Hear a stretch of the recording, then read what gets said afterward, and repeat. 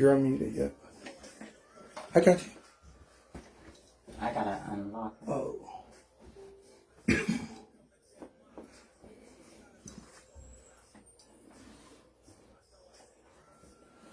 a gradual thing. Yeah, it fades out so you can do your intro and everything. Yes.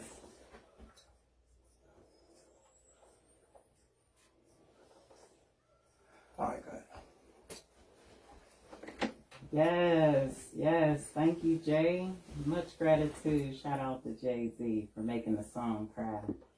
Welcome to Conscious Vibes. I am your host, Ikhana Hal Makina, Chief Ikhana. We got a little lag, bro.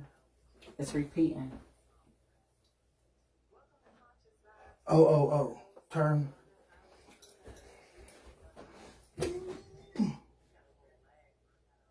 Oh, yeah. Good. Peace. It's Ikhana, Chief Ikhana here with your Conscious Vibes. I am your host with a special guest, the legendary, no other than Paradise Gray. Hey, peace. Peace to the chief. All hail. Yes. Yeah. All hail to you, my brother. All hail to you. You are like no other. I can't even, give you all the accolades that you are due because I can't even think of a word that accurately describes your awesomeness. Oh, I thank you. No, I'm so serious. I'm not trying to flatter or anything like that. You're phenomenal. You are a phenomenal, the godfather of hip hop, the curator of hip hop, the narrator of hip hop, the DJ of hip hop, the photographer of hip hop, the videographer of hip hop. The fan of hip hop. Oh. The luckiest man in the world. They got to live my dreams, with an amazing cast of elders and brothers and sisters that I rock with. I got no choice but to live and love hip hop because that was our lifestyle. That's how we roll. Period.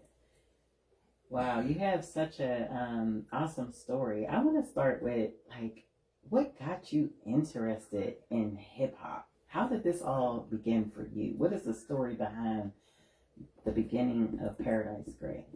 Well, honestly, hip hop was the soundtrack of our lives. Everywhere we went, everything we did, it was all about music. I grew up in an incredible time of amazing artists making some of the most incredible and impactful music of my life. And, with James Brown, George Clinton, Sly and the Family Stone, the Ohio Players, Earth, Wind and Fire, and more. My mother was a music lover. She loved to play music and she loved to dance. And my family was the same. And every Friday, my mom would come home from work with a fistful of 45s with all the latest music. So, all right, I know you young bucks don't know what 45s are. That's the little tiny record, okay? For all you under 30s who might not know what a 45 is, that's not an arm. It's not a weapon. It was a weapon of music, it was, but not a weapon. A 45 was a small, tiny record. Yes, that spun. When you put it on the turntable, it spun at 45 RPM, which is 45 revolutions per minute. You're going to learn yourself. That's why they call it a 45. There But as far as the size of it was a 7-inch record. And vinyl. So my mom would come home every weekend with a handful of records, and we had some of the best music in the world right in my living room, you know what I'm saying? So my first creative records came from my mom's living room. Back in those days, my mother was my program director. Mom decided what TV we watched, what we listened to, and she curated an incredible soundtrack, and when I was young, when we first moved to New York from North Carolina, I was only 4 years old. And my mom stayed in Harlem with her sister, and I stayed in the Bronx with my cousin Susie, who was older than me, so we called her Aunt Susie instead of Cousin Susie. But Right. she used to have these rent parties once a month. Y'all remember those rent parties? And her rent parties were like the talk of the projects, you know, because she used to cook this red rice with shrimp in it, fried chicken, macaroni and cheese, collard greens, peach cobbler, you know, she had it going on. So she would not only just do the rent party, but it was also a food sale. So she would sell plates, she would sell cakes and sweet potato pies, and she would have a card game that went from Friday to Monday. Period. You know, so, shout out to Aunt Cousin Susie. Yeah. So at the beginning of the joint, you know, one of my uncles would be on the turntables. He would be playing the records. But after a while, the grown-ups would get too tired to play the records. They'd be drinking and smoking and playing cards. So I would stand in as the DJ and the record selector. So I already knew what to play because I'm always listening to what they play. Right. You know, and then every now and then they'll give me, boy, play Marvin Gaye. You know, come on, boy, play some Sam Cooke. You know, so we would, they would tell us what to play, and after a while, I just got real good at it. You know, and then at the same time, there was a DJ that lived in my building named Disco King Mario, and Mario was one of the top DJs in New York before Kool Herc, before Bambaataa, and his MC was Busy B, and his two right-hand DJs was Red Alert and Jazzy J, before they were down with Bambaataa and the Zulu Nation. And we lived in the Bronx Dale Projects, which was about 6-7 blocks from the Bronx River Projects. But the Black Spades was the main gang in our hood. The Black Spades came from our projects, the Bronxdale projects. Okay. You know what I'm saying? So we had like the most influential street gang in New York that was right there with us. So we got all the dances first. You know, we did all the parties, and you know, growing up under Disco King Mario was the first time I actually seen what I consider today to be the beginnings of hip hop. Wow. That's a pretty amazing beginning there. From the card parties to the rent parties. Come on. Got to pay the rent, and you could have you a part as long as you could cook. Now, you went out there, it wasn't no American Rescue Plan and stimulus money. We had rent parties. That's right. You got to pay the rent. Oh yeah. Yes. So they would play poker, tump, yes, blackjack, 21, spades. Yes. And sometimes they would play chess and checkers even. They bet on everything. Right. You know? Yes. So you got your start basically in your house. For sure. That's where hip hop comes from. It comes from family. It comes from the heart. It comes from, you know, the greatest misconception ever told is that hip hop was created in the Bronx from nothing. And I beg to differ. Hip hop was created and incubated on the shoulders of the greatest curators and artists who ever lived. You know, James Brown, George Clinton, Sly and the Family Stone, all of those guys, they taught us what hip hop was.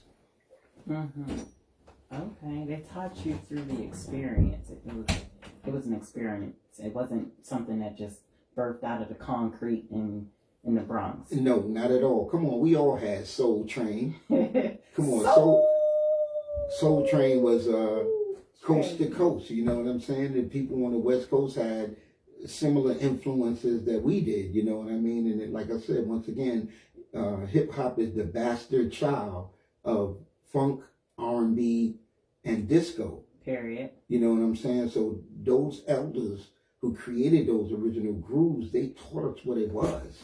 You know what I'm saying? And we just kept adding on to it and building on to it. Every time we heard a new sound that we liked, we just grabbed it. And resistance is futile. You will be assimilated.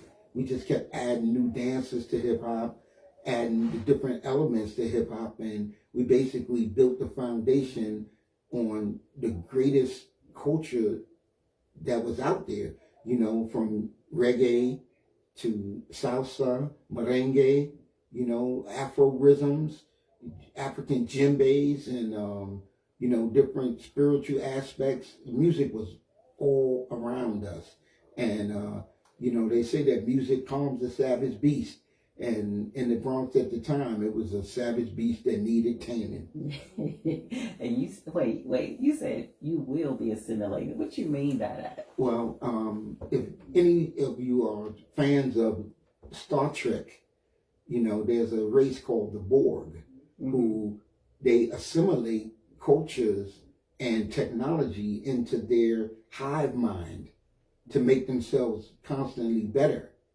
And hip hop is the cultural equivalent of the Borg and Star Trek. You know, you can resist if you want. If you make a fat, funky beat, you might think you're making rock music, but sorry, Charlie, that's hip hop now. It's hip hop now. Give me that. Give me that. If you're on the West Coast and you got a culture where y'all do a certain dance and stuff, we might not assimilate the whole dance, but if you do a little snippet of that joint is going in the pot. Exactly. Ooh, I like that move right there. That's going in my B-Boys collective. You know what I mean? We watch Kung Fu movies. Oh, we're going to take that move right there. We want that.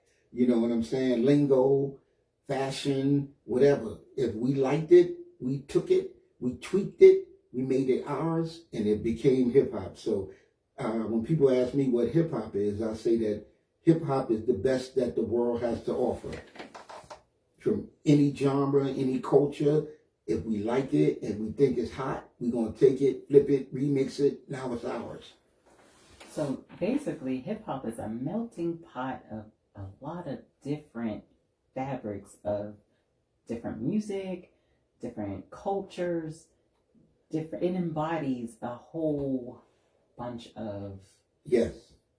It is, without a doubt, it is the combined multicultural foundation, creative talents of Afro-Indigenous peoples. Wow.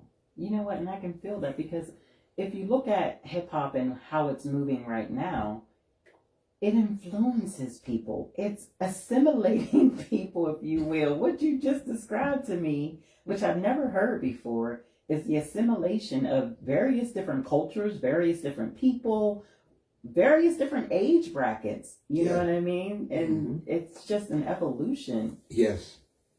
Like a lot of people nowadays, they criticize young people a lot about their music and the way they dress and everything. And I don't criticize young people for those reasons, because I remember being young. You know, when I was 15 years old, I didn't care what somebody's grandfather thought about what I said, did, wore, how I acted, none of that. And if an older person was like, oh, I don't understand what you're saying, I'd be like, well, maybe I'm not talking to you. Mind your business. Uh-oh. So if you don't understand what youngsters who are creating rap music are saying, well, they ain't talking to you. You too old, you know. You listen to Marvin Gaye. It's just fine. You know, I tell people all the time, when they made radios, that's why they made them with knobs. You don't like what you're hearing? Turn the channel. Now I'm going to play devil's advocate here. What about how the direction that hip hop has gone? A lot of people say that, you know, a lot of the music that's being made now speaks of guns, violence, and over-sexualizes women and men alike. What would you say to that? I would say that there was not a time in America when American music did not do exactly what you just described. Even the level of violence? Absolutely. James Brown said, I don't know karate, but I know Kareza. Big payback. He was talking about kicking somebody's butt. Okay. Get ready, you mother, for the big payback. And that's not in a capsule. You could listen back all the way to the 1900s, the 1800s, and hear violence in music. You know what I'm saying? Because we're human beings, and violence is part of human nature, especially this European culture that we're engulfed in. And I would beg to differ that hip-hop is not what's perpetrating violence, but the rap industrial complex. And there's a difference. Rap is just the music. Hip hop is a full culture that includes the way we speak, the way we walk, the way we talk, the way we dress. You know what I'm saying? It includes beatboxing, DJing, it includes rapping, it includes graphical art, you know. So when you say hip hop, you can't just use hip hop just to describe rap music, especially because rap music in its the form that's mainstream is not owned or operated by us. So, you know, when people hear all of these records that they think are disrespectful or misogynistic and all of that, the artist ain't the one that made the choice. The artist might be the one who creates it, but there's nothing more American than sex, drugs, and violence. You know, once we allowed... I thought it was sex, drugs, and rock and roll. Yeah, sex, drugs, and violence is rock and roll. Rock and roll is rebel music. Rock and roll, the word rock and roll means to have sex. Oh, see, you gonna learn something today. Did you know that? I did not. Back in the day, that was a hood slang. Hey, baby, come on, let's go rock and roll. I'm gonna be careful of the old whippersnappers asking to rock and roll with them. And not just that, but the word jazz means to have sex. What? You gonna learn something? Exactly. And once upon a time, rock and roll and jazz were rebel music that was created by young black people, just like hip hop. You know, and it too got assimilated into the music industrial complex. And now, back in the day, you know, before the 80s, we created our own music and our own culture. Anybody wanted hip hop or rap music, they had to come to us to get it. And in the mid 80s, the major labels took over all of the independent labels, and they big boyed them, and Big Bank took Little Bank. And now the creativity that we had during the golden era of hip hop is out the door. Why? Because someone else controls the airwaves, someone else controls the record labels, and someone controls the content. And when you go to a record label and you present your music to them, they are the ones that have the final say as to what goes out in the air. You know, so you'll see a change in the music, and now everything is more cookie cutter, and no longer is the radio even curated by local DJs. Now there's a national playlist. There's no turntables in the record, in the radio stations. They have a playlist, and the DJs are not even DJs anymore. They're just radio personalities who speak when the light flashes to tell them to speak. Then they have no control over the content of the records that's being played. All of that is corporate programming from a central location. You said so much. There's time like I got a question on that one. Like, okay, so I'm going to take you back to the point where you differentiated rap and hip hop. Yes. So is there a distinct difference? Well, the difference is rap only describes music, a style of music. Rapping is talking. So that's one style of music. So when you say hip hop, you're not just talking about rappers. You're talking about dancers. You're talking about instrumentalists. You're talking about DJs, producers.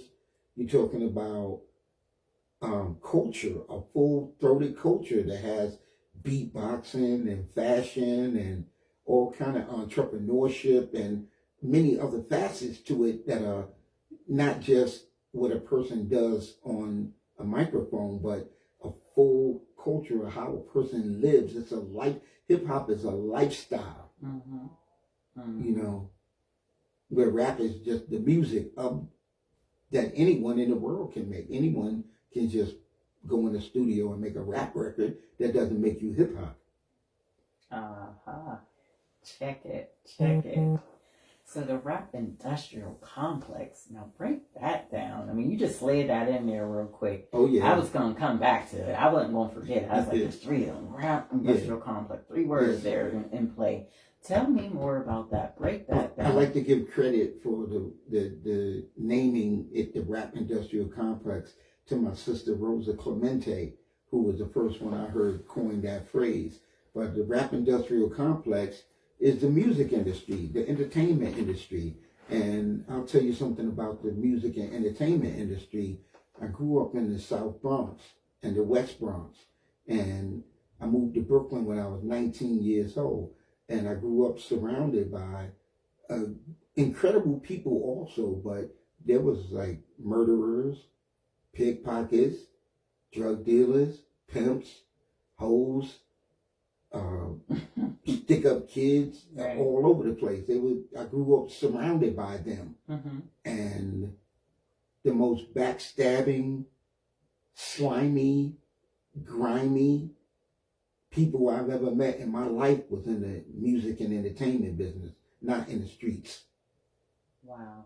So you're saying you grew up around pimps, hoes, players, drug dealers, and all the likes, and that was not the worst of the scum of that you've ever saw. It's more so the people behind this rap industrial complex. And the entertainment business as a whole, which entertainment includes gambling, sports.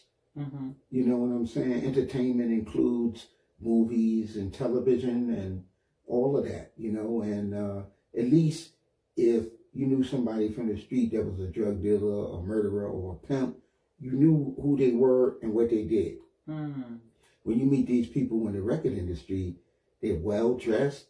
Mm-hmm. They got on shiny new clothes. They drive fancy cars, and they got these beautiful smiles that they use to lull your butt to sleep, to make you think that they're your friends and that they're your buddies and stuff. But nothing can be further from the truth. You know, what happens is when we glorify, the street life, or we glorify these people in the music industry, we don't tell young people the truth. If you want to see the truth about the music and entertainment business, all you got to do is go to YouTube and look at the Unsung series. Just binge watch Unsung, and you will never see a greater indictment against the industry than you'll witness by watching the dirty, underhanded mess that 99.9% of all our beloved artists and creative minds had to face dealing with these record labels. Wow, Unsung. I'm going to be watching that. You said that's on Netflix? Oh, YouTube. Yeah, it's on YouTube, just Unsung. Just binge watch them. And you'll see that, like, every incredible artist that you ever loved in your life, including Michael Jackson, Prince, and James Brown, Bob Marley, they all went through crazy business dealings with this music industry. And many of them, if not all of them, they died tragically. You know what I'm saying? And it's not only an embarrassment, but, somebody really need to look into the situation. I heard my boy Chuck D is working with some people now to try to help unionize the entertainment industry and to really create a system of healthcare and compensation that better takes care of artists, because they can't air out their grievances. It's like whatever they say is golden. No, it's not just that. You signed a contract, yeah, and that's the standard contracts in the industry is a ripoff. Period. It's created to rip you off. The record labels loan you the money to make your records, and then after you pay the loan back, they keep taxing you. It's like going to a bank, getting a loan to buy a house. After you pay the mortgage back, you should own the house. Imagine if you pay back the house and the bank still owns it. Right. That's the music and entertainment industry. Not owning your masters, they own your whole catalog and things of that nature. That's why after you pay them back for the loan that you gave them. And then you're paying for stuff that don't even they got breakage. What are people breaking MP3 files now? Why is that still on the contracts? You know, So breakage was like if you break the CDs and you no, break their vinyls. they basically No? charge a flat fee to every artist for something that may or may not have even happened. Insurance. Yeah, it's like an insurance that you don't get a part of, but they do. Wow. You know, it's ridiculous. If you look at the average contract, that's why I love what young people are doing. Young people in hip hop are getting paid more than anyone in the history of this music has ever done. And I look at young people and I say, you know what? We're in good hands. You know what I mean? Let people talk. You know, when I was young, people didn't agree with the clothes I wore. They didn't agree with the rhymes we said. You know, I was young. I wanted sex, money, cars, clothes. And rock and roll. Yeah. I wanted to go fast. You know what I mean? Fast car, fast woman, fast money. Yeah. I mean, what's not to love when you're young? But, you know, we just have to do a better job of teaching young people the business of music, Mm-hmm. you know, not just the artistry. You know, don't just let somebody hype you up that you're going to be famous. Yeah, you could keep the fame. Let me see that check. Right. At the end of the day. Yeah. Like Martin Luther King. Exactly. I'm come for my check. Right. The only thing I don't like about a lot of the music nowadays is that there's no balance because everybody wants the same thing. You know, everybody wants that same car. Everybody wants the same contract. You know, people don't really want to individualize themselves and make it about the art and culture when the record labels are not giving a Tribe Called Quest and Jay Dilla $30 million. They're not giving Public Enemy and Tribe Called Quest, you know, X-Clan. They're not looking for groups like that, you know, because those groups are talking against the system. Why would I pay somebody money to dismantle what I'm trying to create? The system's not broken. It's working exactly like they intended it to. Absolutely. Absolutely. I totally agree with you. You know, so they give that $30 million deal to Young Greasy and Young Grimy. And then that spills over into the hood because that becomes now part of the new culture of, I don't even want to call it hip hop. Exactly, because it's a wing and a prayer anyway. If you look at today's current business, there's only a few people that make the kind of money that they promote that you could get rich doing. Very few. You could count them on two hands. But yet, every single artist that come out, you know, is trying to yap the same game. And guess what? There's only room for a few at a time. That's why they love it when the groups sound just like each other, because they don't have to keep paying you. They pay you for your first album, your first couple singles, you hot. Then once you get on the road and you start traveling, you're not spending as much time dreaming and hungry anymore. So now your rhymes don't even appeal to people anymore that you're trying to reach. And the funny thing about it is, like, people, you know, they lie their butts off. You know, 99.9% of the artists that make it, they're not from the hood. They don't sell drugs. They don't, you know, pull guns. They don't do these things. And those things are not something good to do anyway. As if that's the only thing people are capable of doing, is committing crimes and selling drugs, and that's what you want to hear all day in your music. We used hip hop to get out the streets.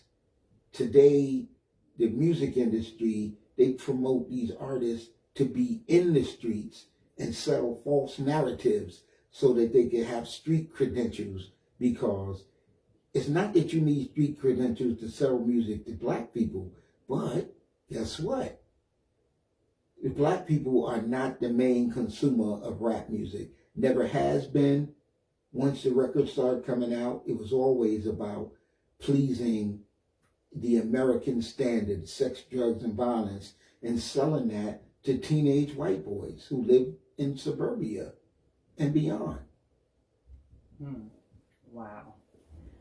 Well, you know what? I got a lot to think about here. I mean, I'm just so, well, not so much myself. I think artists have a lot to think about, because if you're not aware of the business aspect of things, then you're set up to fail. That's where you get your one-hit wonders, maybe now 2-hit wonders. You get about 2 songs out of somebody before you stop hearing about them again. Exactly. And then there's a whole new wave of some more new fresh meat, as I would call it, the market. And they love it like that because what happens is as you mature as an artist, you grow your fan base, you know what you want to say. You don't necessarily want to continue on the path that you was on. You know what I'm saying? You're more intelligent now. You're a little more comfortable. So now you demand more, not only from the record label, but from your manager, from your promoter, from all. They don't want that. Oh, you wise now? See ya. Right. And I don't know. It seems as if, you know, That's why assassinations happening. Dudes be like 40, 50 years old, still calling themselves little, young. Little Juvenile. Like, dude, you like 50-something years old, huh? You still, Yeah, because that's what they want. They want young people who have little to no life experiences, who will jump for the money, who will be less likely to be well educated, less likely to be intelligent about business, and they love that. And as a matter of fact, what makes it even more profitable for them is if you get killed. Then now you ain't got to argue for your catalog at all now. Now they really could rip off your family. Right. And sell more music. And 9 times out of 10, your business affairs weren't in order enough for your loved ones who supersede you in debt to actually benefit from that. That stuff is probably all in your name. Yep. You died, then the state owns all that. You ain't have a will or nothing or a beneficiary of any sort. So now the state assumes all of your assets. Yeah, and now that you die, you hot now. Everybody talking about you. So now they're gonna make more money off your music than they ever did. Look at Michael Jackson and Elvis and all, Prince. Prince music is being used in commercials, and he never liked that. He never would have put up with that when he was alive. Wow. And he owned his masters, right? Yeah, but you can't take it with you. Exactly. So get your whole life in order. That's the message from this. Get your whole life in order from the cradle all the way to the grave, people. For real. So hip hop golden era. What? Let's tell us about the hip hop golden era. Well, I believe that the golden era begins in the early 80s at around 1983 and ends at 1992. To me, that's the golden era of hip hop. Yeah, because that's when, basically what you described about how the record labels stopped supporting and conscious rappers. I wouldn't say it stopped supporting it, but the record labels were acquired. We had, like, back in the day when I was young, there was over 25 major labels. After 1992, they consolidated to about 7 labels. And nowadays, I think there's like 3 or 4 record labels that owns not only all new music, but most of the catalogs, you know what I'm saying, of the incredible artists back in the day, So the golden era to me was, 83 to 92, because that's when rap albums were created. There were no rap albums before that. You know what I mean? Also, the hip hop movie was created. Wild Style, Crush Groove, all of that came out during that era. Also, the hip hop tours that took rap music and hip hop culture all over the world began during those times. And most of the, Curtis Blow was the first one to get a major endorsement from a product, which was Sprite. At the time, it was Sprite that jumped in, and Swatch Watch was promoting hip-hop tours. And, that's when we started really developing the brand of hip-hop and marrying it to a lot of different fashion with Dapper Dan and the Shirt Kings, and, when Video Music Box came out during that time, the birth of the rap video, and Yo MTV Raps and, all kind of legendary things that just don't even exist anymore, but really highlighted more of our culture. Now, today we are more rap centric, where everything is about the rapper. And, back in those days, if you had a hot show, it was the DJ, the rapper, dancers, all of that. Now, you could just play your instrumental off your cell phone at a concert and get over with that. So even the showmanship has really taking a nosedive. Taking a nosedive. And the media is just really, they promote street culture and violence like it's the only element of life that we have in our community. And so we're not seeing everything that's going on. There's still incredible B-boys and B-girls all over the world. There's still incredible DJs and beatboxers and other creatives and new things that are created every day. But when you have a monopoly on radio stations and TV shows and even the internet now, when the major labels have these big monopolies, it's hard for the smaller things to, squeeze through. But, people like Kendrick Lamar and J. Cole, while they're not the norm out there, they still bust through every now and then. When you say they bust through, give us some insight. What are Kendrick Lamar and J. Cole doing that is different than the average artist? I wouldn't say they do something that's different than the average artist, but they do something that's different than the average artist that's signed to these major labels. Mm-hmm. And when people they lie. When you say that conscious hip hop doesn't sell, what are you talking about? Mm-hmm. Public Enemy is one of the greatest selling rap groups of all time. Mm-hmm. And so is Lauryn Hill. Mm-hmm. And so is A Tribe Called Quest.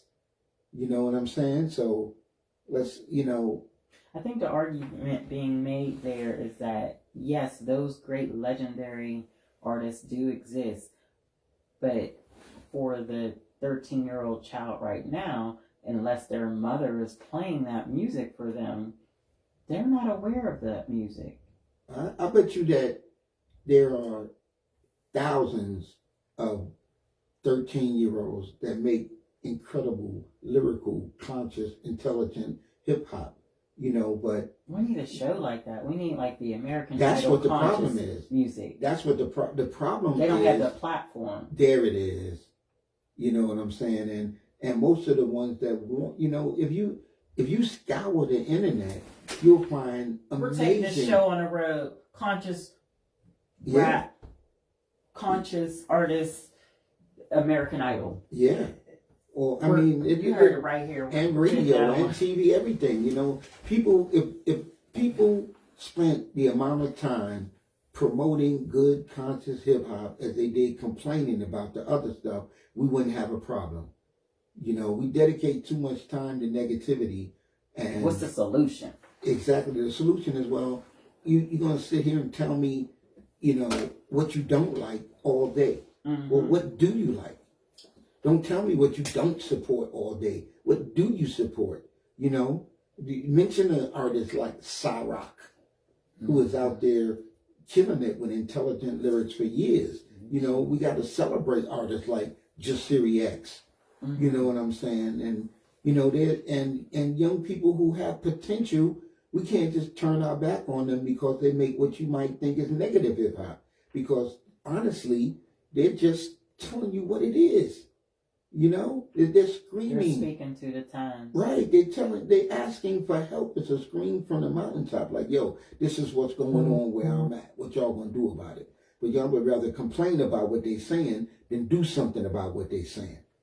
Exactly. So they running around saying, I'm grabbing my Glock before I hit the block so I don't get shot.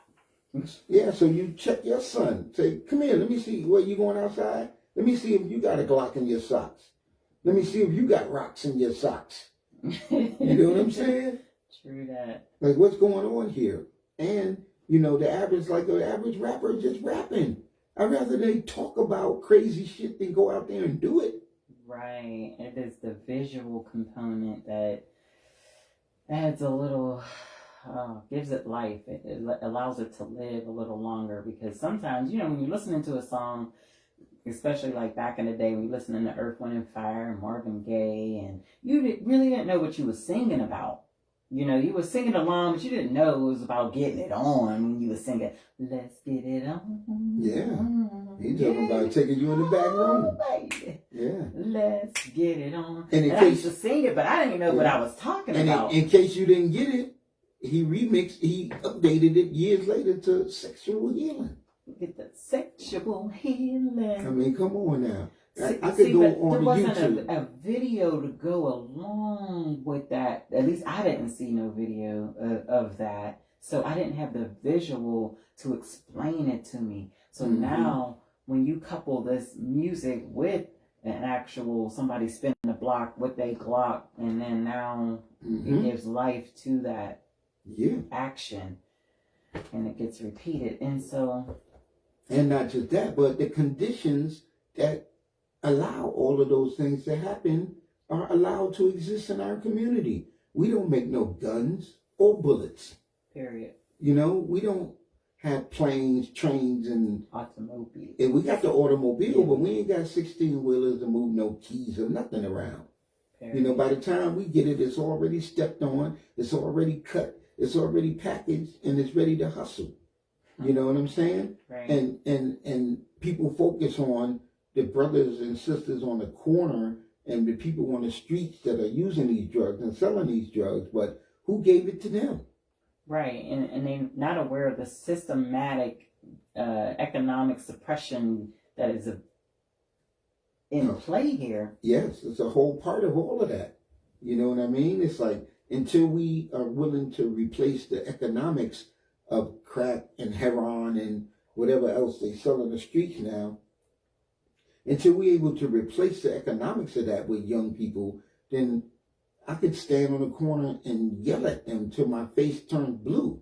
And the young boy would be like, okay, Mr. Paradise, you're right. Now, when my baby crying in the morning, how am I put food in his mouth?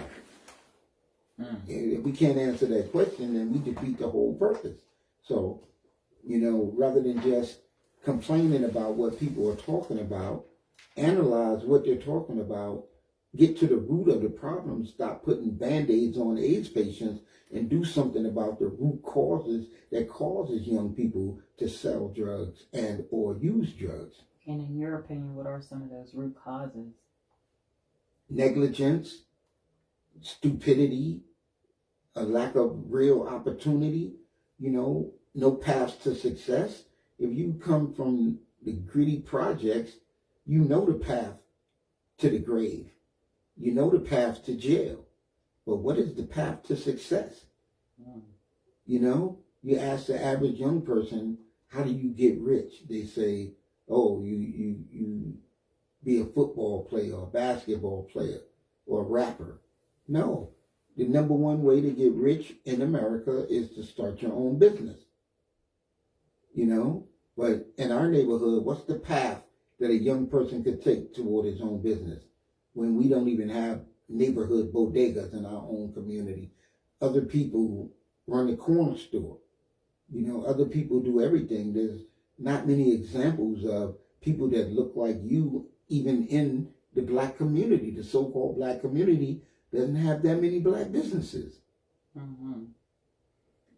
So what is the solution? Right now, I just attended a community meeting, right, held by the new mayor for the city of Pittsburgh, egging his hope and his vision for specifically Homewood, but the whole city of Pittsburgh as a whole, is that there be zero gun violence, starting with a neighborhood that he grew up in, which is called Homewood. What do you think is the best pathway forward to achieve that goal? Well, young people got to see it to be it. When I grew up in New York, I saw men get dressed every morning and go to work and come home and pay the rent and pay the bills. If that's not in your hood, how you going to be something that you don't see? If all you see is drug dealers, crackheads, that's what the opportunities are. So you got to get these kids better life experiences and get them out of these communities, get them to have hope. If there's no hope, then what's the point? And we have to treat people better than the way we treat them. We treat young people like crap. We talk a bunch of crap on them all the time. We don't barely ever compliment them and teach them. The very people who are supposed to educate young people and keep them safe and create safe spaces and apprentice with them are the very ones that are molesting them and hurting them and kicking them out in the street like they ain't nothing. You tell a young kid that Black Lives Matter, he's like, it don't relate to him. It's like, well, if Black Lives Matter, my life is black, why come I don't matter to nobody? You know, why do I have it so hard? You know, you can't, teach somebody to do unto your neighbors as you would have done to you. And the only thing they ever seen was people hurting them. So hurt people, you know? We got to keep it real with young people. We got to provide safe spaces for them. And we got to give them the knowledge so that they can go out into the world and to be able to create livable wages for themselves. So they could be able to afford to pay their rent and to eat and to have clothes and transportation and health care. Basic needs. Absolutely. I agree. There's definitely not enough visual aids for the young people for them to aspire to be. STEM is getting its traction a bit.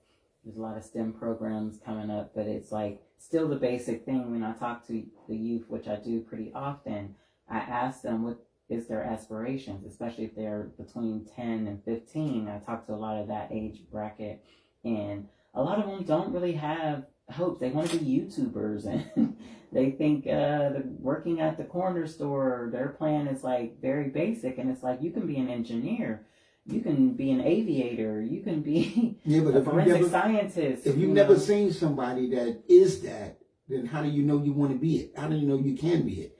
See, me, I wanted to DJ apprenticeship programs. I wanted to DJ and rap and break dance and do art because you saw it. I saw it in my hood. It was like, oh, that's dope. I know that visual component is very important. That's why I said, like, hearing a song is one thing, but when you get that video to go along, that visual is like even better than that. When you get to meet these people. Mm-hmm. When I was young, I was in the studio with my favorite artists. I got to see Curtis Blow produce. I got to see Rick Rubin produce. I got to watch Pumpkin produce. And, when you see somebody that's a human being doing something, you could measure them. And you'd be, in your head, you'd be like, you know what? He ain't so special. I could do that shit too. I could do that. If he could do it, I could do it. Right. And you need that. That spirit of competition that exists in hip hop. It's more than just, he on the corner, he got the corner with his crew. I want to take the corner because I want to be riding that motorcycle. I want to be driving that shiny car. I want that jewelry. I want that girl that's on his arm, on my arm.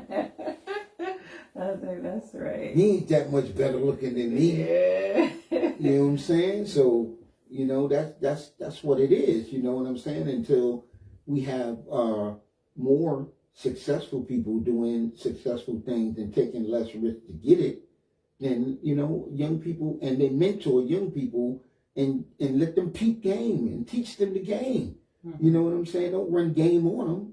You know what I'm saying? The major problem that we have now is because a lot of OGs and older people have failed our youth. Mm-hmm. Where did the young people first get their first ounce of crack from? Where did they get that first gun from? Because the OG handed them the crack and handed them the gun because they wasn't getting prosecuted as adults. They would get prosecuted as minors. So they let young people do their dirty work. And instead of keeping it real with their youngins, putting money on their books when they get busted, helping them pay for their lawyer, OGs and older people snitched on young people, told on them, set them up. And now young people don't have any respect for OGs or older people anymore because those are the ones that sold them out, the ones that supposed to teach them the game and the rules to the game, cheated and mistreated them, and now there's no rules to the game. Now it's every man for himself. Wow. Got a lot of work to do. Definitely an apprenticeship program where we take the youth around and partner them with these people in these higher professions, forensic scientists and bricklayers even, so you can see the art and the skill set behind what they do. You know what I mean? Exactly. Yeah, definitely. That's definitely something that can be brought up when this next discussion is had, that there needs to be apprenticeship programs. Yeah, and there needs to be unity and love in our community anyway. It ain't like the older heads are getting along with each other. Young people watch us yell and argue and scream and hate on each other and talk crap on each other. And they're like, man, I ain't trying to be with these people. I'm going to get mine and I'm going to live fast, die young. Like what incentives are we giving them? What are we showing them about longevity? What are we showing them about unity in the community when we don't have our own schools? We barely have any institutions at all. One of the greatest crimes that we committed against our children is we allow people that hate us to educate our children, and they taught our children how to hate themselves and hate each other. And now don't nobody hate us like us. And white supremacy is on autopilot now because we are the greatest purveyors of white supremacy against our own selves and our own children. And I'll say to you, if you're a young person of color, that I love you. 3 words that we barely ever say to our own children, our own grandchildren, and definitely we don't hear it in our community, because love, it's just a word, but it's an action word. It's a verb. So love is not something that you talk. Love is what you do and what you show. And we need more of it every single day in our lives. Spread love. It's the Brooklyn way. Yes. You have a book out, and I love this book. It's not only, it gives you a glimpse of what was going on in the golden years of hip hop. It's called Ain't No Half Steppin'. Yeah. What inspired you to write the book? Well, people love to hear the stories again and again, how it all got started way back when. Hey.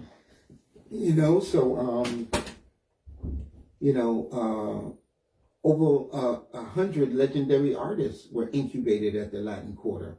So when these artists, when they talk about their beginnings and they talk about, what inspired them, many of them mention the Latin Quarter. So a lot of people, wanted to hear these stories, and my homeboy Davey D from Oakland, California, who's originally from the Bronxdale Project in the Bronx too, he hit me up one day and did an interview with me about the Latin Quarter, and we put it on YouTube. And my boy Brian Coleman from Wax Poetics, he heard the interview and he asked could he do another interview on me in Wax Poetics magazine. So they did a 21-page spread, and I gave them about 20, 30 pictures and let them post it. And after that went out, I really started getting requests for more interviews, and everybody wanted me to tell the story. So I got with Wax Poetic and wrote the book with my boy Giuseppe from Italy, and we told a lot of the untold stories, and what people didn't ever get to see is the photos or videos from inside the club. So the book has like 175 color photos. So it's unlike any other book that has been written. It's written in the format of social media. It's like Facebook, Twitter, Instagram, and TikTok in a book. Mm-hmm. Yes. So it doesn't read like a novel. It's not a heavy lift. You could pick it up and put it down 100 times and read something different every time and get the vibration, not just from me, but from the over 85 other people who we interviewed for the book. So what is one of those? Just give us a sneak peek of one of those stories out of that book. Well, one of the most popular stories out of the book that people go crazy over is the night that Public Enemy did their first show, their first New York show. And it was a crazy night, you know. Another one of the favorite stories is the night that we had a fundraiser for Jackie Wilson. His son told us that his father didn't have a gravestone on his grave, and we did a hip hop concert to raise money to buy the marker. And that night, 50 Cent the Gangster thought it was a good idea to try to snatch Jam Master Jay from Run DMC's chain, and it didn't work out well. But we wound up having a 2-hour fight in the club. Dang, 2 hours? Y'all was tearing stuff up. Yeah. And that story is in the book, but it's also on Netflix in a series called The Evolution of Hip Hop. And the story is on season 2, episode 3. Check it. You ain't even got to tell them the rest of the story. You got to get the book. Get the book. Yeah. And the book is only available used right now, and the one that's out is a collector's edition, because I just got back the 100% rights to the book, all mine now. So I'm going to do a reissue, but it's going to be different than the book that's out now. The book that's out now is really going to be a collector's edition because the cover of the book features me, Kid and Play, and Chris Rock.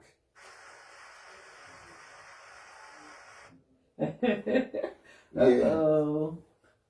Yes. Yeah. So Chris Rock, me and Kid and Play is on the cover of the book that's on Amazon right now. It's called No Half Steppin'.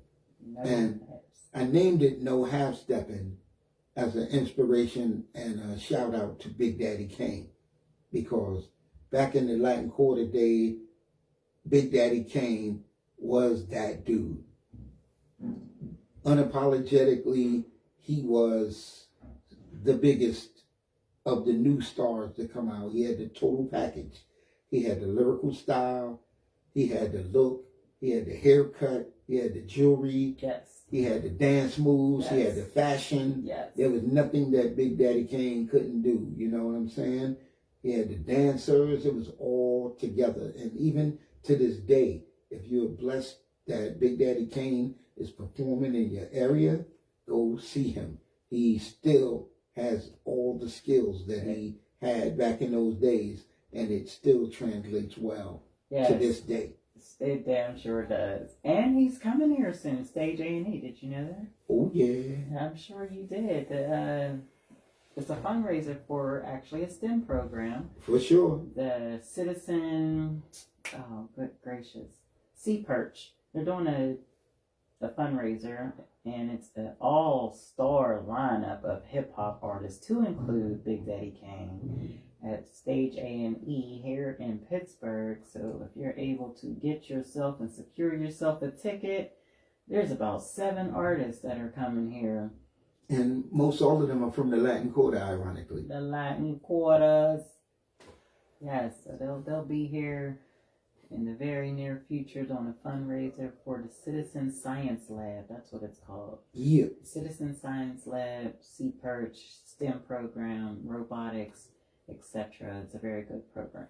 All the things that we need to train our young people. And if you look nowadays, technology, you know, every time I look at a young, you know, melanated person, they have some kind of electronic device in their hands.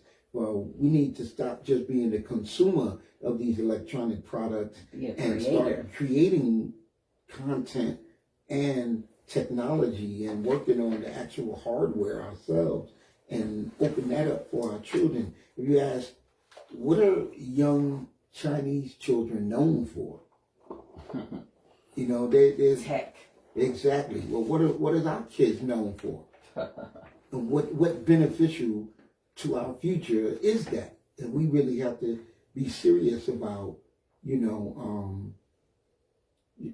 giving our young people paths to success so that they're not just consumers for the rest of their life. Pathways to success. I like that. That's catchy. Pathways to success. Yeah. Me and Paradise are going to be working on some things. For sure. Creating these pathways to success. Absolutely. Speaking of pathways to success, who was instrumental in your pathway to success? Who are some of the people that you consider the jewel that sparked your pathway to success? Well, number one, my mom. Mm-hmm. My mother was a seamstress, a master seamstress, an incredible baker and cook. And she loved music, and she was a dancer, and she sang to us all the time. She even spoke and sang to me in the womb. Mm-hmm. You know what I'm saying? So she was incredible inspiration. And then after my mom, it was my big brother Michael. My big brother Michael, when other big brothers was taking their little brother up on the roof to shoot guns, my big brother was taking me up on the roof with a telescope. Other big brothers were showing their little brothers the streets. My big brother kept my head to the sky and showed me the universe. Wow. You know what I'm saying? He also was a collector who collected stamps and coins. I couldn't really get with that. But then he started collecting baseball cards and comic books. He had me at hello with that. And then the one thing, he showed me an appreciation for collecting things and preserving things and archiving things. And that's what led to me being the chief curator of the Universal Hip Hop Museum to this day. Because after my brother was a comic collector and I was a comic reader, and oil and water don't mix. So I started collecting my own stuff, and that was hip hop flyers. And those hip hop flyers, the names of all the rappers and DJs and dancers, and they all sounded like comic book heroes. Grandmaster Flash, Grand Wizard Theodore, the Cold Crush, Cool DJ Herc, Cool DJ Red Alert. You know what I mean? Grandmaster Flowers and, Disco King Mario.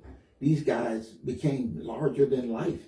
And just like the Marvel Universe, they created a metaverse of ghetto superstars. But at the time, the biggest star in the world was Michael Jackson, but you'll never see him walking down the street in the Bronx.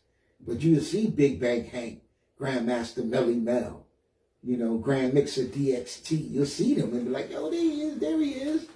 And they'll get in a cypher and rap with you or dance with you and stuff like that. So, I had hundreds of older people that, were instrumental in inspiring me. Pete DJ Jones was the local businessman who owned a bar a block from my house in the Bronx. And Pete DJ Jones, he was not just a bar owner, he was one of the top mobile DJs in New York. And he mentored Hollywood, Curtis Blow. He mentored Grandmaster Flash and Lovebug Starsky. And those guys were big names. And he would bring them to the hood and they'd be performing in the bar. We couldn't go in the bar, but we stand across the street and dance all night. Oh, wow.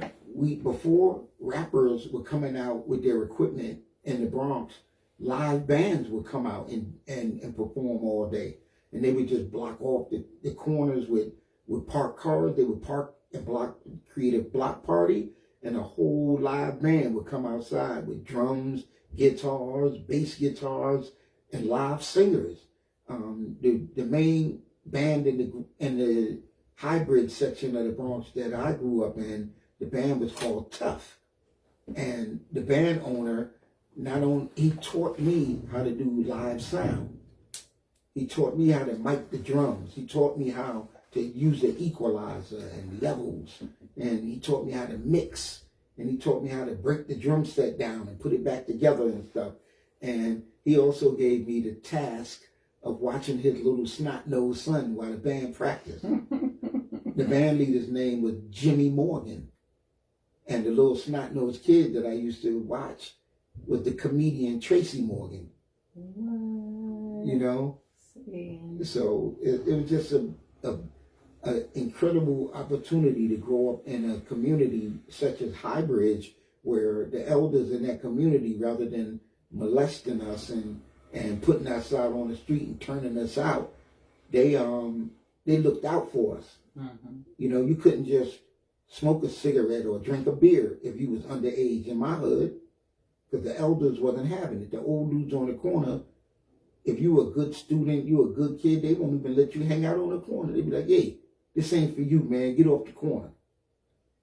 You know? Yes. And like I said, those are the things that saved us from ourselves, as well as saving us from the city. You know, because once these elders start teaching us how to DJ, teaching us how to use equipment, how to make music, how to curate, how to do all these wonderful things, then when stuff went down on the streets, we wasn't there.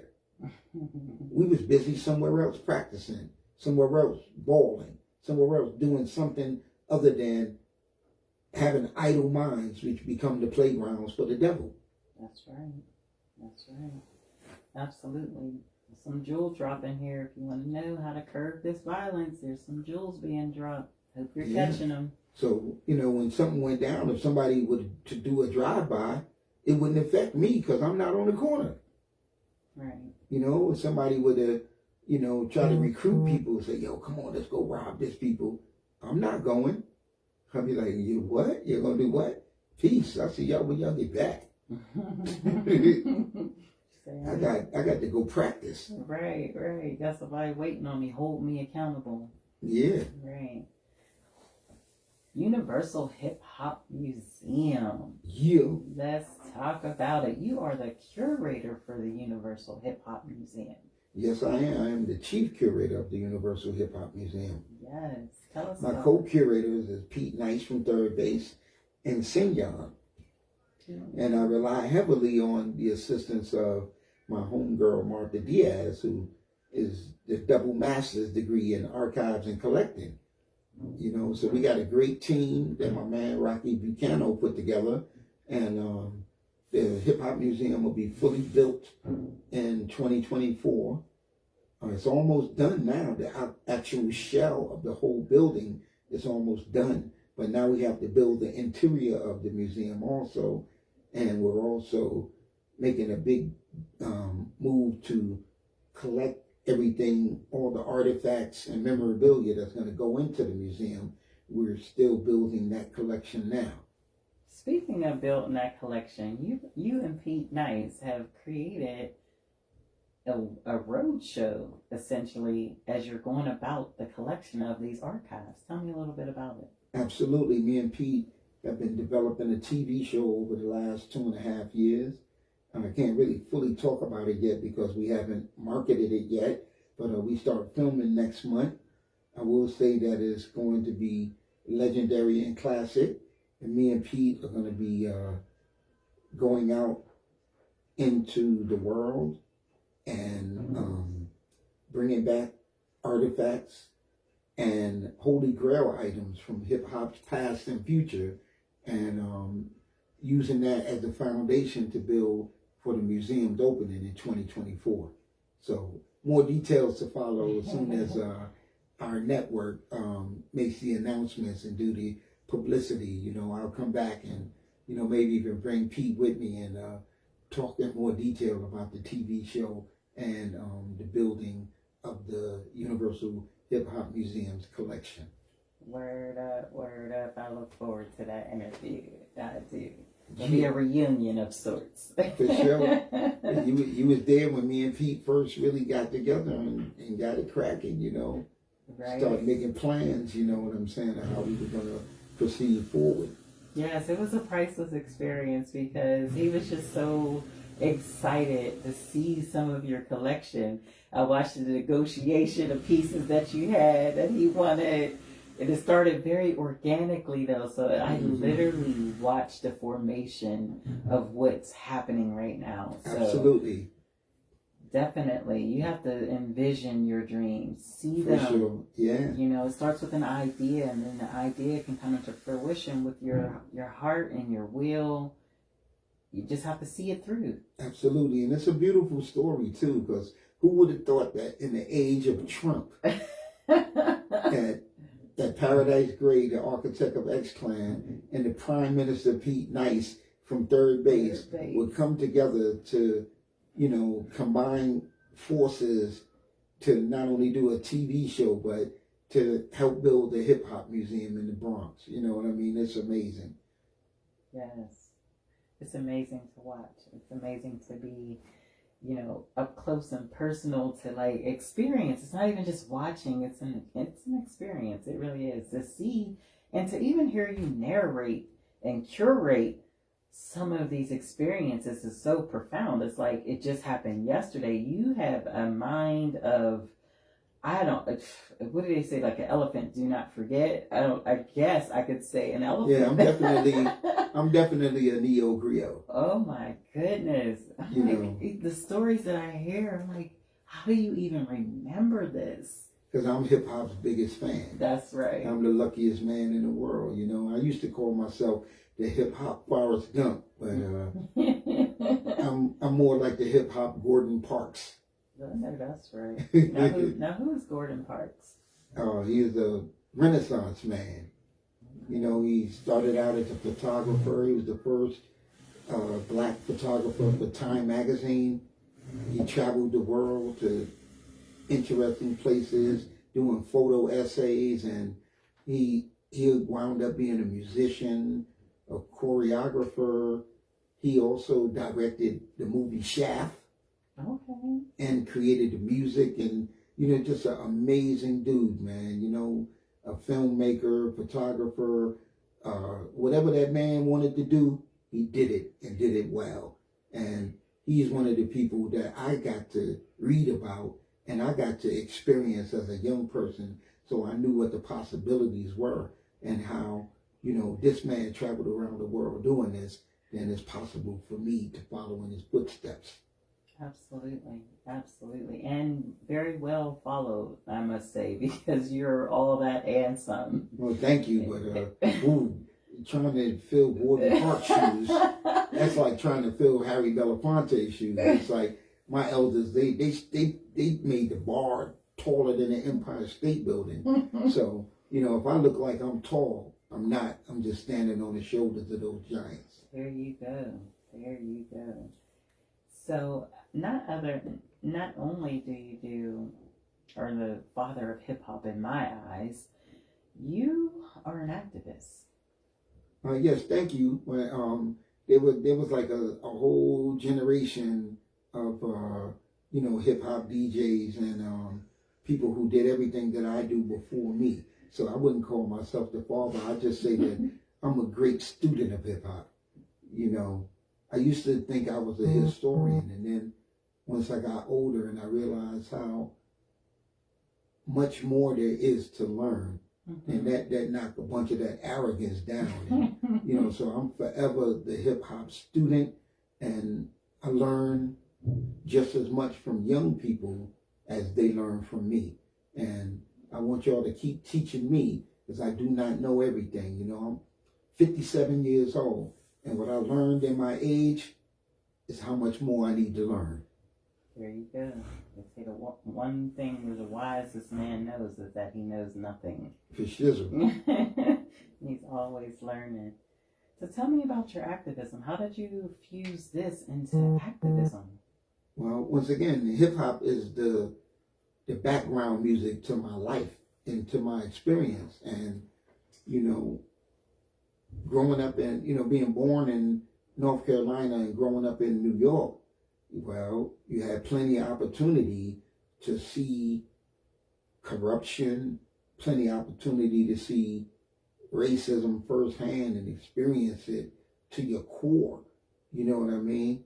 So activism, you know, it's only about being active and actively standing up for yourself and standing up for your people. You know, that should be regular. You know, I don't necessarily consider myself, even to this day, quote unquote leader or activist or any of that. I consider myself a grandfather, a father, a brother, and a black man. And, you know, the way I grew up and I knew is that if they come for you at night, they're going to come for me in the morning. So, you know, in my community and in my life, you know, we stuck up for each other. And I think that the best activism is just living. You know, living and wanting better for yourself and for your neighbors. And if anybody, you know, did something wrong to your neighbors, it's something that's done wrong to all of you. You know, so the best way to protect myself against something is to stand up when it happens to somebody else and don't wait for it to happen to me. I don't have to wait for somebody to kill my children to stand up against people killing children. Period. You know, I'm not going to wait for you to kill my son for me to have a problem with it. Because when it get to that, it's too late. Talk about it.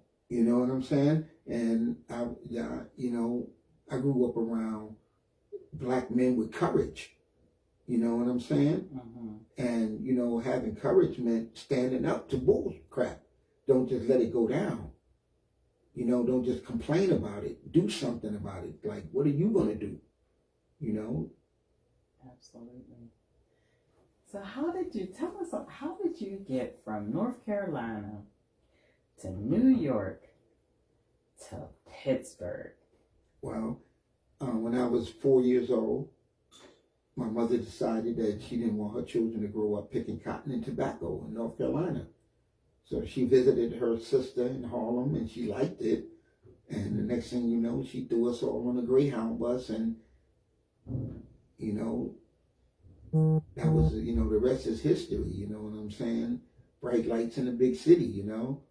And as far as how I got to Pittsburgh, I could thank my cousin Dave for that. You know, my cousin Dave was an athlete, a track runner on the University of Pittsburgh track team when I got into some unfortunate situations with some people in New York. And my cousin told me, nah, instead of responding with violence, just walk away. Them dudes is already dead. If you move out the way, they're going to fall down. You're the only thing holding them up anyway. So I listened to his advice and I came to Pittsburgh and I met a pretty lady and sat on her porch and carved a piece of wood that I had brought from Brooklyn with me. And when I was finished carving that stick, it healed my spirit. You know, the children and women of Pittsburgh healed me. So I didn't feel like doing bodily harm to anyone anymore. You know, I just decided, let me get a new chance at a new life here in Pittsburgh. And I just stayed here and created art and music here. Which you've done a mighty fine job. You are the mind, the genius behind what most people in Pittsburgh know as One Hood. That was your birth child. That was birthed from the concepts in your mind, right? Yes, me and a couple of brothers here in Pittsburgh, Kahari Mosley, Jasiri X, Darnell Drury, Luke Bond, Abdul Salam, and Reverend Cornell Jones, and a few others, you know what I mean? When I used to watch TV, and I used to see Renee on TV, you know what I'm saying, with a bunch of white people, you know, and I was like, well, what's going on here? Like, where the heck are the black men? And after a while, you know, we got to see the dynamics of what was happening in Pittsburgh. So we just decided that we couldn't sit on the sideline and just watch from the sideline while 3 and 4 year old children were getting shot in their hands with AK bullets at the dinner table. It was like for real. So we didn't really have any solutions. The only thing we had was ourselves. So we just started walking the streets of Pittsburgh in areas of violence. And between me, Jasiri, Darnell, Cornell, Luke, we knew 80-90% of the kids that were standing out on the streets in every hood. So when we did our walks in the community, the young people would see us and come running over to us. But we didn't really have anything for them. You know, we just told them, they like, why y'all out here? We're out here just to tell you that we love you. You know, we don't want to see you get killed, and we don't see you killing nobody, you know what I'm saying? And we just walk in the street because that's where you at. So we're here to bring you the knowledge that somebody cares about what happens to you, you know? And one day, you know, we might not have nothing for you today, but one day we'll come back and we'll have something for you to do. And we came back to them with One Hood, where we taught them media literacy, opened the studio for them so they could make their own music, so that rather than having to live out their frustrations, that they could verbalize it, you know? Teach them what media is and how media is used as a weapon against them and how they can reverse that, you know? And why people hate you and why you hate yourself and people like you. Like, what's the foundation of that? Where did that come from? And, you know, and give them safe spaces so that they could fellowship and break bread with people their ages from other parts of town. You know what I'm saying? And give them safe spaces and access to technology and information that they may not have. Absolutely. Great concept. Great concept. So you just mentioned something that, you know, a lot of controversies surrounding the role that media plays in a lot of the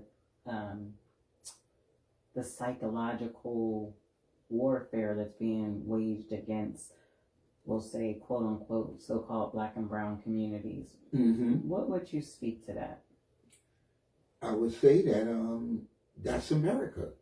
Historically, they've used the media as their propaganda arm, and they do things like say black on black violence, but yet you never hear a word about white on white violence that happens every single day. You know, it's phrases that they put out and they keep running it over and over and over. Welfare queens, crackheads, dope fiends. They put these stigmas and these things out in the ether and in the universe, and then they make you feel a certain way about a certain people. But then when young so-called white people have the same problems, now it's not drug abuse. Now it's a health epidemic.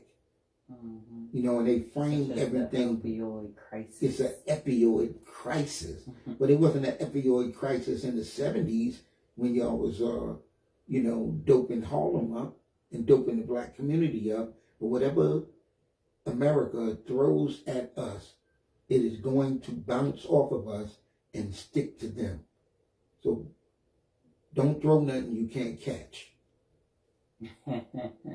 So essentially, what you're saying, if I'm understanding you correctly, is what they meant for our demise, that now it's come full circle, and now this opioid crisis that the Caucasians are facing now and at epic proportions is now a result of what they meant for our demise is now bounced off of us and smacking them all in the face. Exactly. Just like, you know, crack itself. You know, crack started out in the black community, but here on the north side in my community, most of the crackheads are white. You know, most of the heroin fiends on the street are white kids. You know, and they might not have got it like our people got it, you know, from Nicky Barnes and, you know, American Gangsters and all those things. They got it right out of the prescription. They got it from the bathroom cabinet. Oxycontin and all that stuff that, you know, that these doctors and healthcare specialists who are supposed to be healing us, you know, they just been hustling us with drugs. Wow. The real drug dealers are pharmaceutical companies. Yeah, that's an interesting topic that is very highly debated. Is that, these people started off with these, maybe a car accident that caused them some pain, and they began taking the prescription drug that led them to take the opioids that are now leading them to take. Right. But just think about this. Heroin. They didn't just decide to take these things. These things were prescribed to them. And here in Pennsylvania, they have communities where doctors have prescribed millions of pills, and there's only thousands of people living in the community. The doctors, they know that there's no way that the community that they're selling these pills to can be using them for what they're intended for when their population is not large enough to consume the amount of drugs being given and prescribed to them in years. They use like 20, 30 years worth of Oxycontin and all these other pills in 2 years. So they know that these people are selling these drugs, and their children were stealing them out of the medicine cabinet and using them. So a lot of the time, the people that wound up hooked on opioids are not the people who they were prescribed for in the first place. Right. So do you agree that the people who actually sell these drugs, be it be laced with fentanyl and whatnot, that ultimately cause these high rates of deaths that they're experiencing, should be imprisoned and charged with murder as a result of someone dying from some drugs that someone sold? Do you agree with that? Well, there's a lot of laws on the books that I don't agree with, but I don't know. I might feel different if I had a child or loved one who took something laced with fentanyl and died. I don't think I'm really qualified to answer that question, but I do know that, if drug dealers on the street level are going to be charged with murder for these deaths, then I think that people that work at pharmaceutical companies should have the same fate. That was my next question. You cheated. Just keep it real. Yes, that was good. That was going to be my next question. Yeah, what's good for the goose is good for the gander. That's right. Absolutely. Absolutely. So I know that you have your hands in a bunch of different irons right now. You have the Universal Hip Hop Museum, curating that, and also the show, which is kind of part and tied into the Universal Hip Hop Museum, because it's not only just yourself and Pete Nice, yep, and you're actually on road trips, discovering some of these relics, these artifacts that are related to hip hop. But what's next for Paradise Gray? It's more the same. I just want to create paths to success so that young people with non-traditional educations like myself, I dropped out of school in the 10th grade and I started working, what I'm saying? But the beautiful thing about it is that I was totally inspired and had inspiration all around me and opportunity all around me for living where I lived at in New York, and knowing the incredible people that I discovered and the people that discovered me. Well, I want to be able to give those same opportunity to young people who may not have the college experience or the early apprenticeship experience at a young age, to be able to master a trade, but to be able to show young people the things that I've been able to do, and create avenues for them to be able to do their thing too, to show them that, you don't have to go to business school to be a businessman, just be business minded. If you want to be a photographer, take pictures. You know what I'm saying? Right. You want to be a sprinter, run. Right. You want to be a boxer, punch somebody in the face. and be prepared to take one. Right. You know what I'm saying? Just the only thing that stops you from doing whatever you want to do is you. You know, if you put enough time into anything, if you put 10,000 hours into anything, you will master it. And the definition of a master is the person who has made all the right mistakes. Don't be afraid. Make mistakes. And when they said that you learn from mistakes, nobody said it had to be your mistakes that you learn from. Learn from everything. You know, if there's people around you who are excellent, let that excellence rub off on you.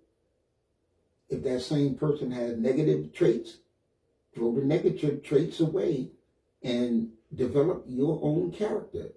Build yourself with excellence and always strive to be better. Words of wisdom from Paradise Grey. Thank you for those words.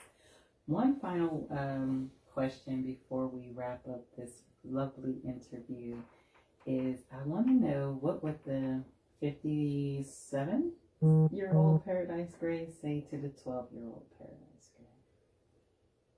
If you had to use 5 words, what would those 5 words be? Don't believe the hype, kid. Don't believe the hype. Yeah, just if something sounds too good, it usually is. You know what I'm saying? Don't be afraid of hard work, and stay away from people you don't like. Keep it real simple, stupid. Kids. Exactly. Stay away from people you don't like. Yeah, because if I don't like you, I ain't got to deal with you. I ain't got to talk crap about you all day. Just miss me with that. You know, I'm fine if you on the other side of the street, I'm on this side of the street. I could even look at you and nod at you like, hey, what up? But keep it moving. Right. You know what I'm saying? I like to say, what you eat don't make me poop. Period. You know, if you want to, do what you do, as long as it don't affect me and the people that I care about, then do you. Word, like. Like my mom, she used to drop gems on me all the time. She was a super quotable person. And I love that. And I try to model myself after her. But she would always tell me, say what you mean and mean what you say. Yes, that was one that I heard often. Say what you mean and mean what you say. What does that profound statement mean to you? How does that? Oh, well, definitely. It means that if you have something to say, say it.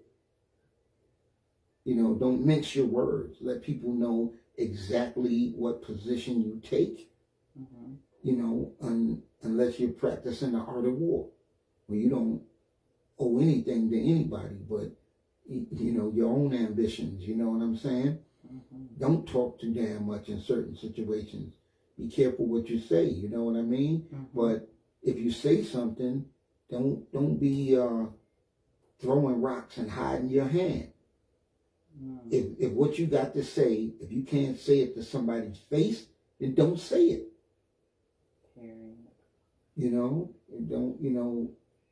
Like if some people say that, like, Dad, you a hater. I said, no, I'm not a hater. It's only hate when you lie. If you telling the truth, that ain't hating.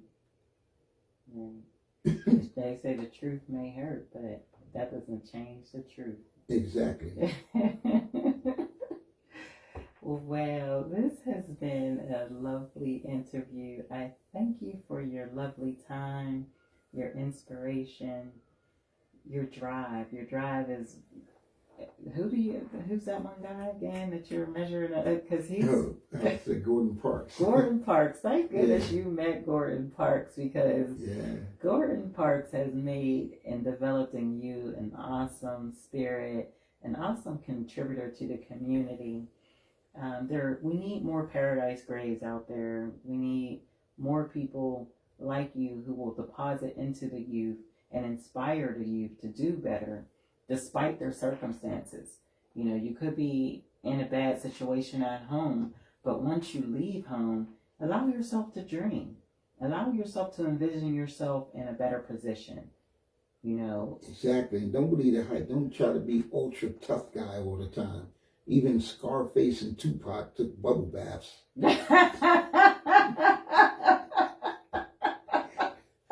I love it. I'm gonna have to use that because, like, you know, if you're out here in the trenches, as a lot of us are, you know, yourself, myself to be included, you got CEO of Grind Mode, Dion Dupree, he's out here in these trenches in the streets. Yeah. The likes of Lee Davis, Jasiri X, and a lot of his sisters out here, Renee Wilson out here in the streets, Nikki Joe, a lot of these women, Brandy Fisher, you know, there's a lot of us out here in the streets, in these trenches, and sometimes you just have to make it very practical for the youth and just say it one more time, Paradise. Which one? even Tupac and who else? That's Scarface. Scarface take bubble baths. Exactly. Don't take yourself too serious 24/7. Life is too short. You gotta stop and smell the roses. That's right. Yes, stop and smell the roses sometimes. You know, you break it down to the smallest denominator. You know, you ain't got to have a degree in psychology in order to get out here and begin to impact the youth. True that. You do not need a degree. Use your street common sense to do the work that needs to be done. You know, maybe 3 or 5 youth that you impact. Maybe you can't even do 5. Maybe it's just that one on your street that needs a little nurturing. Grab that young person up, not physically, but put your arm around them, wrap them around, take them under your wing, essentially is what I'm saying, and begin to deposit into them that which you desire to see in them, and allow them to see it in themselves, to envision a greater them. True that. Give them these outlets that they currently do not have. Provide an outlet for them. Invest in them. Yeah. How are we going to expect young people to do things that we haven't taught them? How do we expect them to know things that we haven't taught them? How do we expect them to understand our culture, you know, if we didn't teach it to them and practice it? Words are cheap. Talk is cheap. Yeah. It's all about the action. For sure. Gotta put in the action. So again, I thank you for coming out, and I thank you for departing on these airways, on these very many multiple platforms. We got Grind Mode Radio Live at play here via the tool Conscious Vibes. We also have we got Instagram going in the background. Yeah.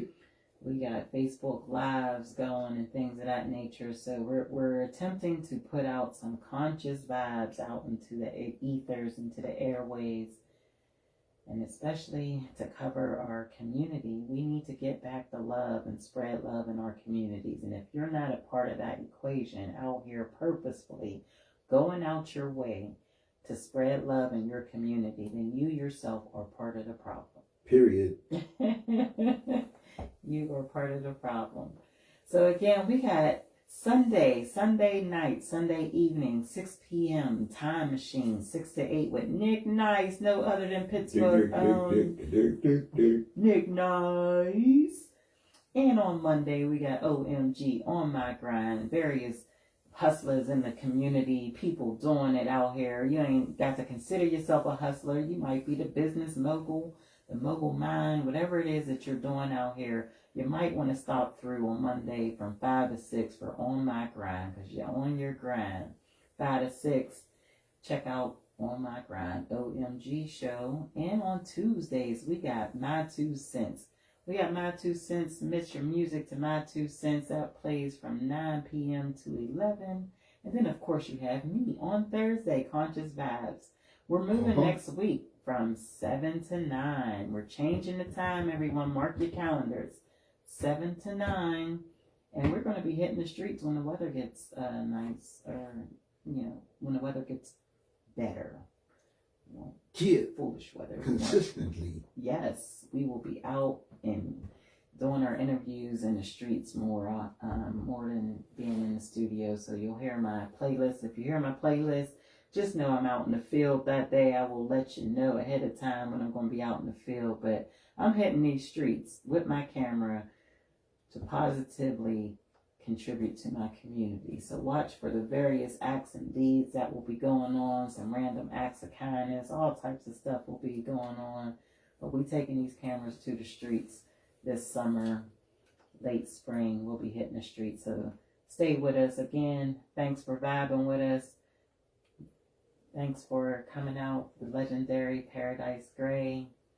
It's been beautiful. Thank you so much, brother. Peace. Thank you for having me. In like hell, people. Peace, peace, peace, peace.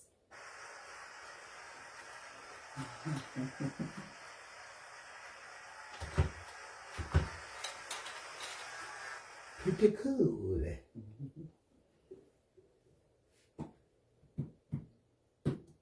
Where's the thing? Huh?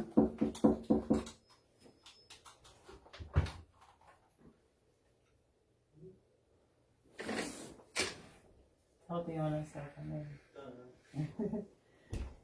We still got, my live is acting all the way up. All the way up. It's all the way up. Nothing can stop me. It's I'm all the way up.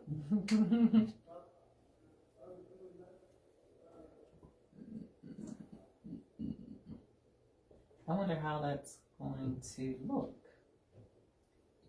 You still, just so you know, you're still on this live camera right here. So It's all good. this is behind the scenes. This is part 2 behind the I won't scenes. be picking my with nose. with Paradise Gray, huh? He stepped out. He stepped out. How do I pull up the board so I can stop it? I don't see the board. What's up? You know how you do your show, log in and all that? Where's it at? What do I hit? Yeah. I got it down here. There it is. So you found it? I'm doing Yes. fine. Thank you. All right. I hope y'all enjoyed the show. You got some insights, some hip hop insights, some community Anybody on live at all? Hip. Let me look. Let me show you something. Let me show you the way to go. Let's see. Let me show you. We still got 2 people holding tight. What up, y'all?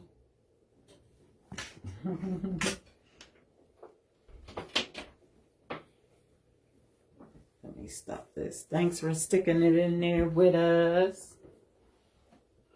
Legendary Paradise Gray X Clan and beyond. The great peace. Cultural Oasis. Oh, that's Pomai's on here watching. Hey, Pomai. Hey. Po to the mind. Pomai. Peace, y'all. Thanks for tuning in, sis.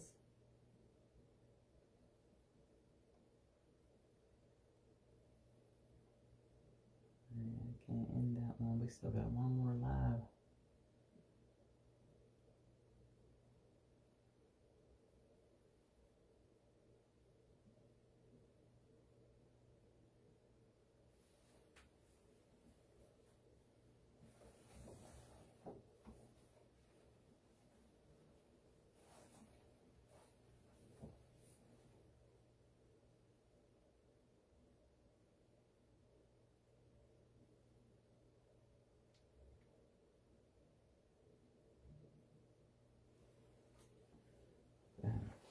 Where's that? Man.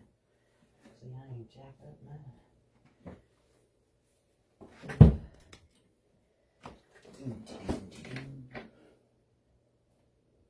Still be here. Okay, that's what I'm talking about.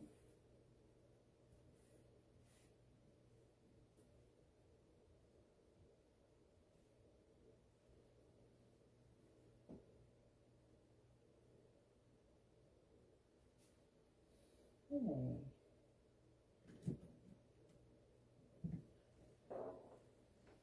I gotta figure out how to do this. Oh, look at my friend. He's all gray now. I haven't seen him in so long. It's so funny. My text messages. Erica K. Hansen sent new messages. 6 images. And said there are a lot of plaques posters on the wall. Reply to the group? No. That's everything. I love technology. Call Pete Nice. Calling Pete Nice.